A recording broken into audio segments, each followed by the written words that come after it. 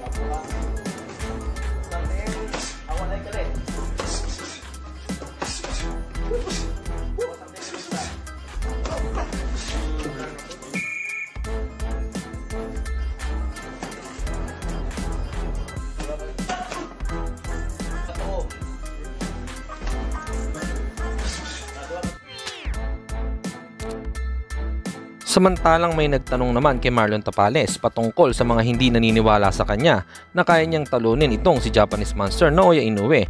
Ito nga ang naging simpleng sagot ni Tapales. Champ, ano masasabi mo sa mga hindi naniniwalang kaya mong manalo? Pabayaan sila.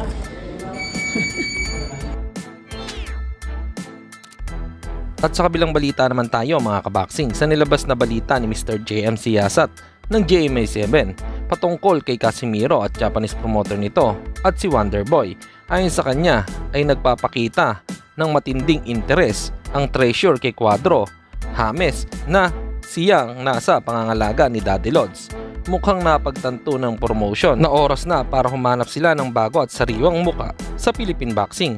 Ano po ang masasabi nyo dito mga kaboxing? Comment lang po kayo. Dito na lang ang aking Boxing News Report. Babu!